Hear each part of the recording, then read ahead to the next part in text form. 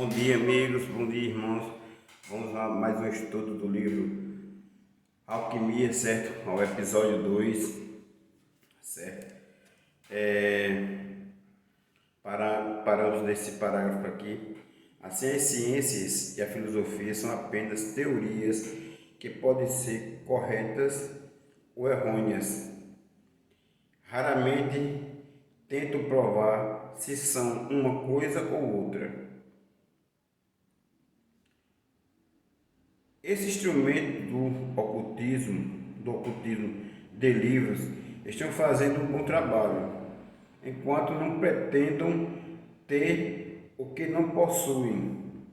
Se lhe dizem que obtiveram conhecimento a partir do lado anterior da existência, quando na realidade pode apenas lhe oferecer uma teoria e essa teoria extravia-os, então sua fé se quebrará.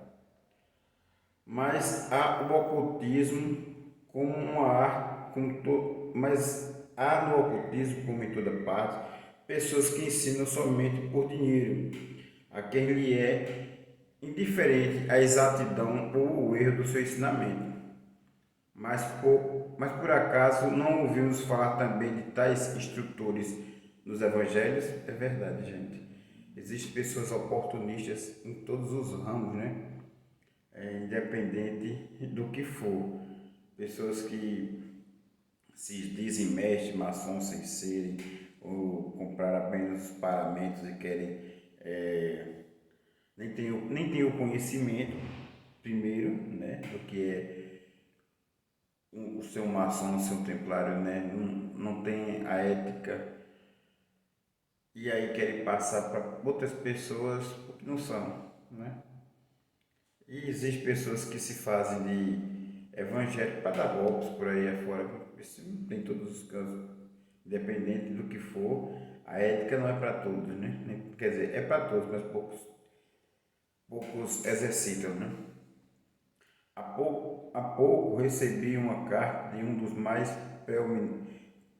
proeminentes astrólogos da América, afirmando que estava recopilando um livro de forma oculta. Pedia-me que subscrevesse uma cópia. Repliquei: o preço que pede é notavelmente baixo, só $25 por cópia. Se suas formas são o resultado do trabalho no laboratório e não na biblioteca, pode apontar-me na sua lista de compradores do livro. Pode me colocar, né, na lista de compradores de livros. Mas se o resultado da biblioteca não quero, pois provavelmente eu já tenho todos os livros que usou em seu livro, né? Na sua codificação do livro. Mais algo. Foi suficiente honesto ao escrever-me o resultado das minhas investigações nas bibliotecas. Muitas pessoas, desconhecendo a distinção entre a biblioteca e o laboratório, pagaram o preço do livro que lhes resultou inútil. Bom, pessoal, aqui nós temos duas partes desse livro, certo? Uma com a parte de laboratório da alquimia e a outra com a parte de onde a pessoa estuda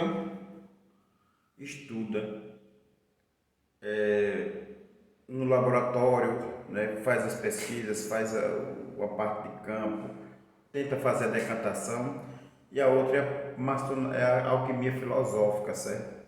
Alquimia onde você é o instrumento de decantação, mas no que aqui julga a alquimia filosófica,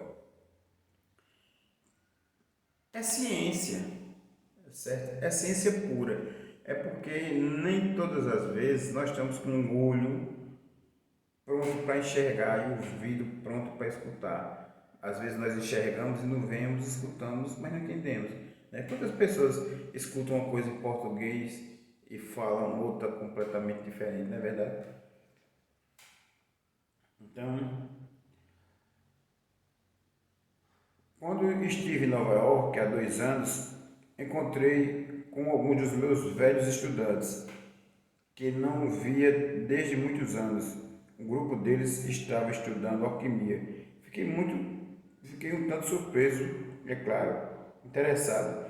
Pedi que me levasse ao seu superior, pois pela primeira vez na história do mundo a alquimia de laboratório estava sendo ensinada abertamente. Quando tentaram encontrá-lo, havia desaparecido, não sem antes recolher o seu salário.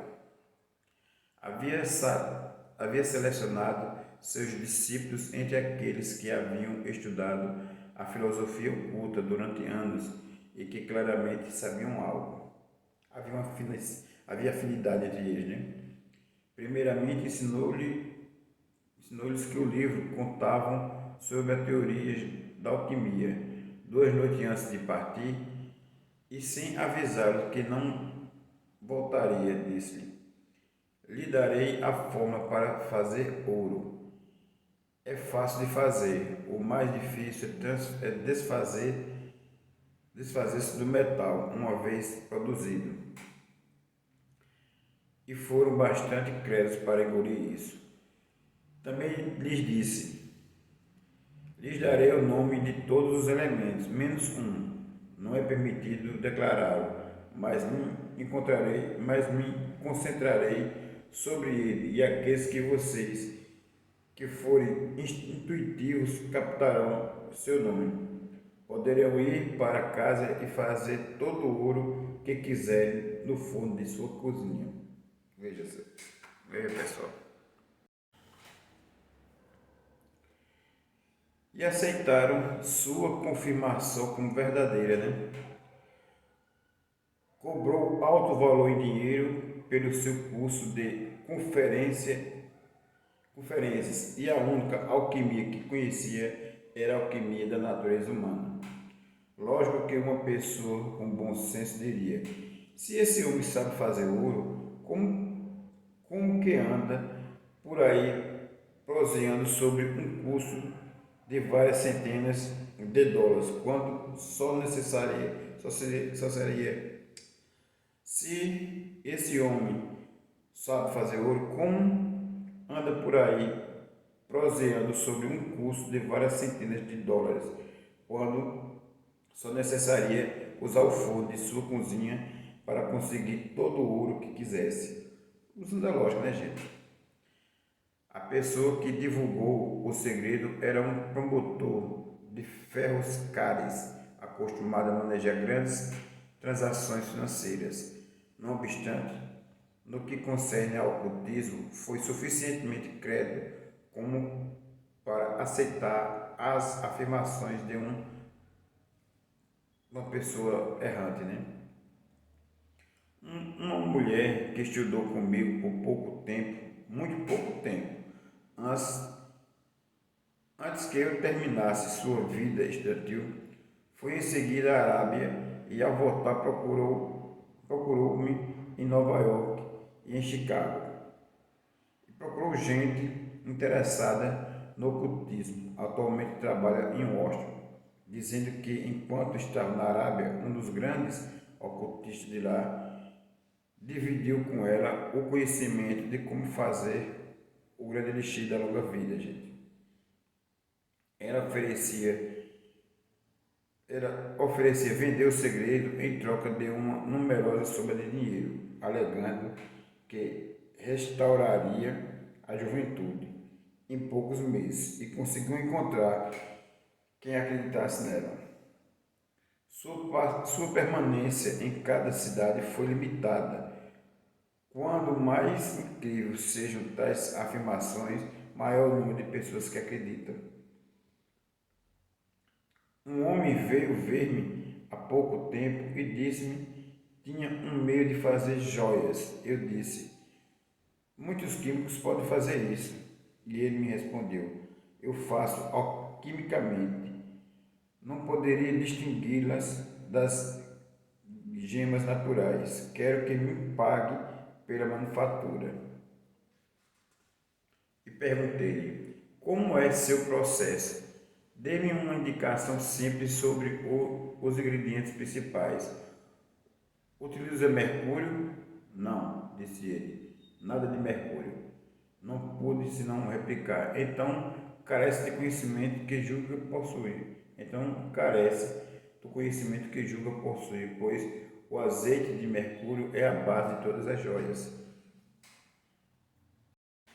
Gente, em todas as áreas do conhecimento, em todas as áreas do planeta Terra, sempre vai haver charlatões, certo?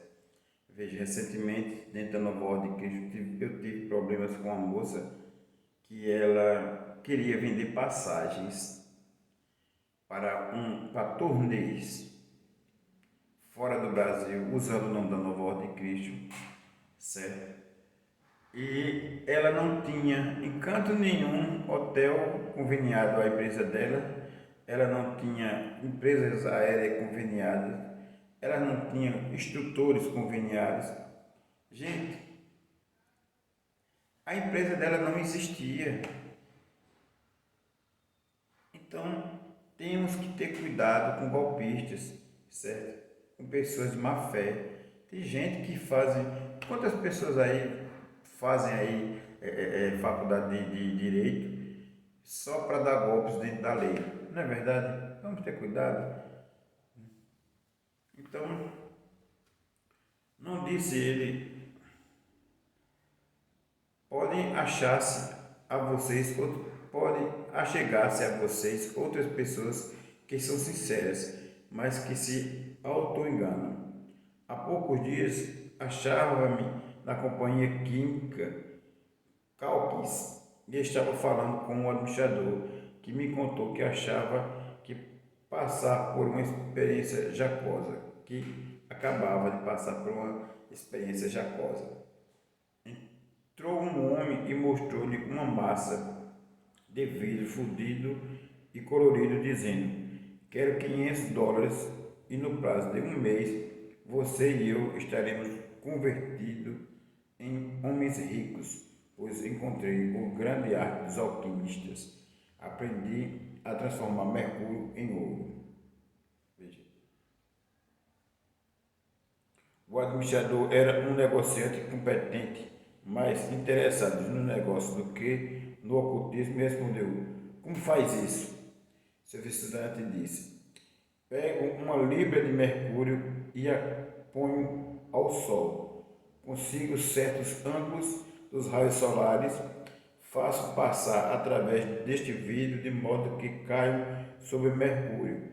E a ação desses raios através desse vidro altera suas vibrações e imediatamente se transforma em ouro ante seus próprios olhos.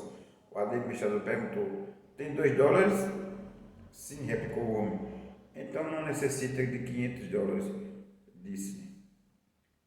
Pois vou ser tão bom amigo seu como você tem sido amigo meu. Venderei uma libra de mercúrio a você em troca de $2. Vá para a rua e converta-o em ouro. Isso lhe dará a metade do capital que anda buscando. Compre outra libra e terá seus $500. Fez uma boa venda, não foi não? Outro homem tinha um laboratório e apenas queria 10 ou 15 mil dólares para ampliá-lo. Assegurou que, passando uma corrente através do mercúrio, converteria em ouro. Dizia ter feito, mas estava recolhendo dinheiro para fazer ouro. Existe gente que se engana a si mesmo e essa gente é tão perigosa como os que tratam de te enganar. Lembro-me que há alguns anos veio a Chicago um homem e ganhou a atenção de alguns banqueiros em seu processo de transmutação, gente. Pelo que pude saber, não houve nenhum ganho de ouro. Contudo, os banqueiros acreditavam que havia e subministraram os $250 mil necessários para o laboratório alquímico. 4 dias depois de ter iniciado o trabalho, o inventor arrebentou com toda a planta. Ele não era sincero, mas tinha uma teoria errada e sabia tão pouco de alquimia e que a alquimia só podia esperar um desastre. Quer dizer, gente, essa pessoa se achava um alquimista, conhecedor, e aí foi testar usando substâncias erradas. E o que aconteceu? Explodiu tudo. É como nós falamos ontem na live, tem que se ter cuidado para se usar esses componentes, para não adquirir doenças, para não adquirir, para não colocar as fórmulas erradas e o laboratório todo explodiu. Há 40 anos li pela primeira vez os escritos de herméticos e alquímicos de Paracelso. De todos os livros que tenho lido sobre o tema, e conheci muitos, nunca li outros que contenham tanto conhecimento como estes 2 volumes. A compilação e a tradução do Dr. White é a melhor. Pouco depois de ter lido ambos os livros, veio-me um homem e me disse: estive fazendo um tipo de trabalho químico e ao limpar meus fornos encontrei um pedaço de ouro do tamanho de $0,5 de prata. Quero que você e seus amigos me ajudem a encontrar de onde procede esse ouro. Eu, desgraçadamente, não sei. Gostaria de ter dinheiro suficiente para continuar vivendo até descobrir como se fez esse ouro.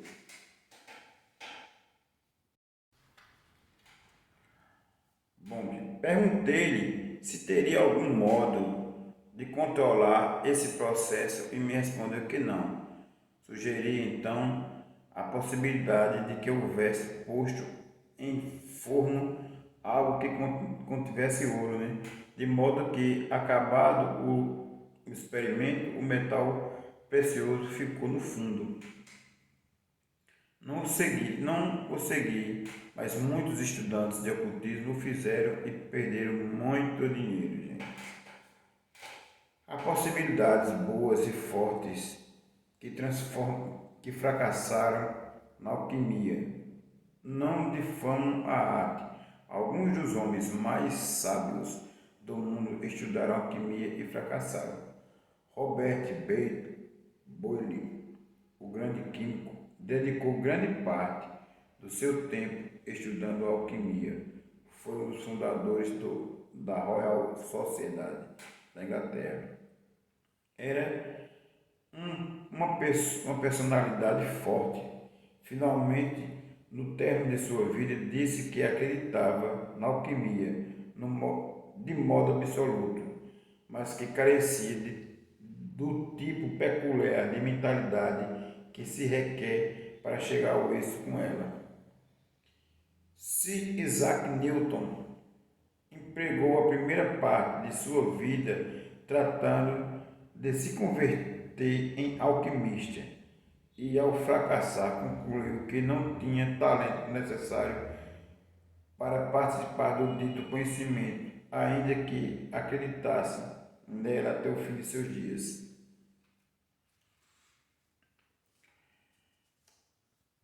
Esses eram homens de verdadeiro mérito, homens de ciência e de verdadeiro caráter. Quando o homem comum, falta de coragem e de mente mesquinha, fracassa, volta-se contra a ciência e até declara: não há nela nada que vale a pena. Outro, se é desonesto, dedica-se a recuperar seu gasto às expensas do público, né? Às custas do público.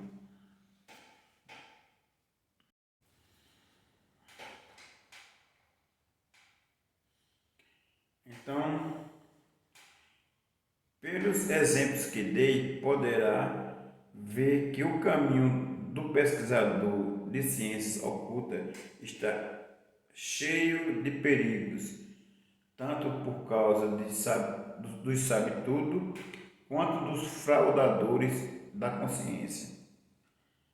Ao buscar um instrutor ou um companheiro de estudo, tem que estar em guarda constantemente. Observe sempre antes os antecedentes de um possível associado.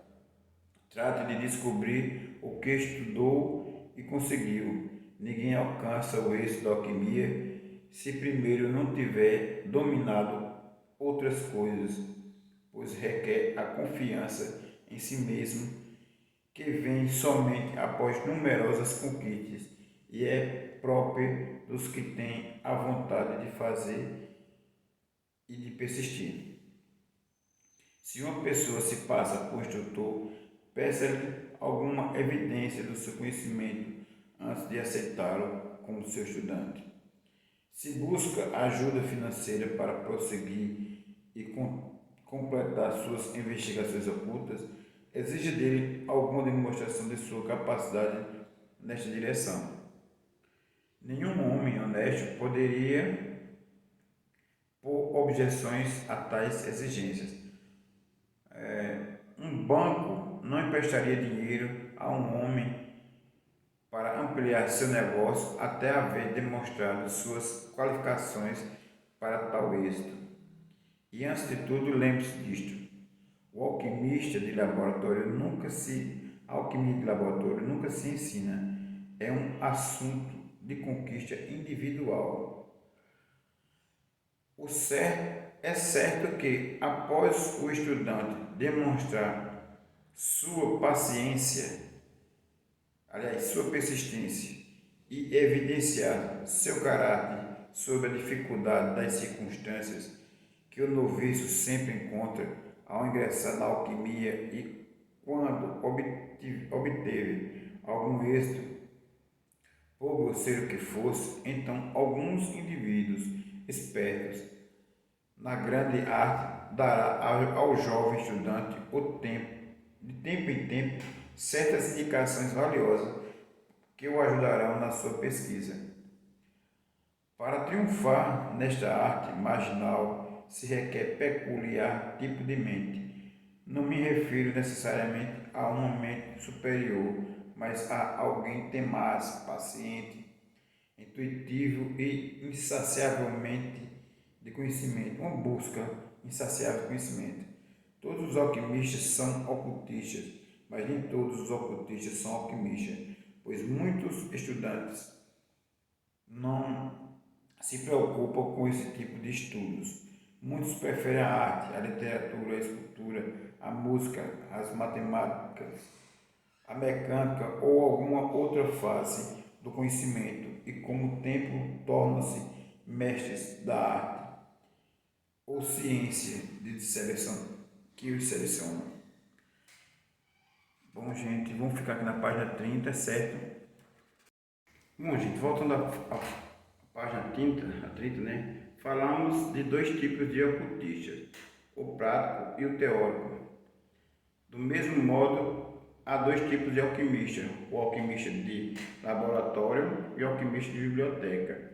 O último alega que toda alquimia é simbólica.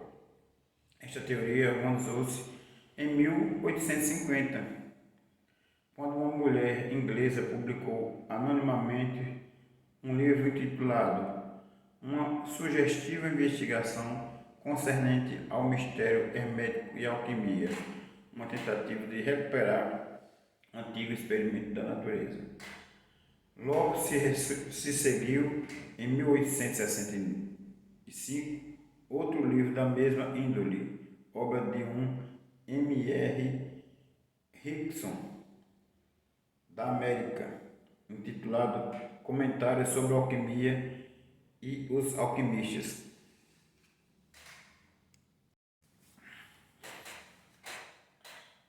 E os alquimistas, intitulado Comentários sobre o Alquimista e os Alquimistas. Veja, nós estamos aqui, gente, no livro Alquimia, certo? Fazendo os estudos. Fizemos ontem uma live, certo? Sobre esse livro. E tudo que foi lido, foi apresentado para vocês na live, vai estar aqui em vídeo, certo? E completo vai estar no YouTube, para aqueles que quiserem assistir completo tudo que foi estudado, tá certo? Essas pessoas têm hoje muitos seguidores em ambos os países.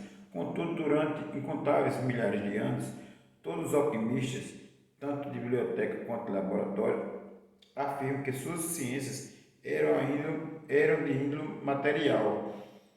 E a história demonstra que o seu início ao nascimento, tanto na química quanto na física.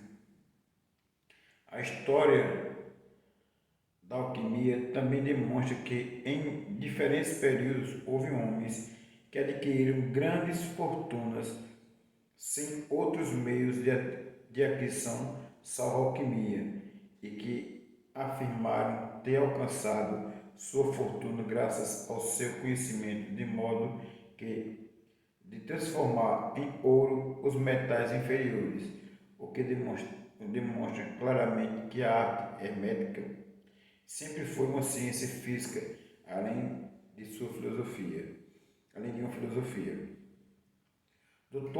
White, em seu renomado livro Vida de Filósofos Alquímicos, deu breves biografias e muitos alquimistas históricos que confirmam esta afirmação. Os alquimistas medievais tinham de redigir todos os seus escritos herméticos em termos teóricos como um meio de autoproteção. Isto naturalmente conduziu muitas pessoas que pensavam em símbolos a crer que a alquimia era mental ou, como dizem, espiritual, em vez de material. E tais pessoas estudam e logo ensinam alquimia apenas como meio de desenvolvimento humano, né? A mente simbólica pode usar qualquer imagem ou símbolo para conformar qualquer coisa, e a alquimia presta-se facilmente a qualquer interpretação simbólica inerente à própria natureza. Um dos mais proeminentes líderes do movimento teosófico da Alemanha chamou-se uma vez de Chicago para discutir temas filosóficos. Ele foi chamado a Chicago para discutir temas filosóficos. Demonstrou-se sua concepção do ocultismo por meio das matemáticas, começando por um ponto, seguido de uma linha e posteriormente de um círculo. Havia lido muito e pensado profundamente, mas escolheu esses métodos para demonstrar suas conclusões.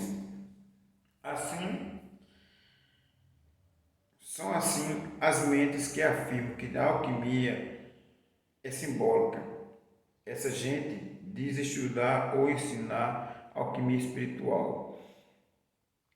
O que é alquimia espiritual? Muitos se sentem inclinados a dizer que uns homens ou mulheres são espirituais quando são muitos magos. Se a pessoa são anêmicas, então são particularmente espirituais. Ou se adotam certas dietas e reduzem seu peso, são espirituais. Quer dizer, como um espírito, um fantasma. Não, gente, não é bem assim, né? Tem uma certa crítica aqui do autor, mas a alquimia espiritual fala da decantação, né? Da tirar as imperfeições de que todos nós temos no nosso ego, né? E buscarmos uma reforma verdadeiramente íntima para melhor evoluir, tratar melhor as pessoas, sermos melhores seres humanos. Não é só assim como ele fala aqui não, tá certo?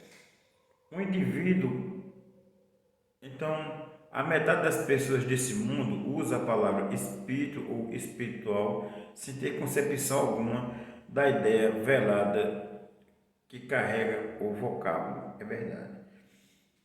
Aqui eu concordo com ele. O espiritual não pertence a nenhum culto em particular, a nenhuma igreja, nem está relacionado com o obedecer a ou farás ou não farás, nem se subscrever a um credo em particular ou adotar algum dogma teológico, nem ler certos livros ou participar de certas cerimônias.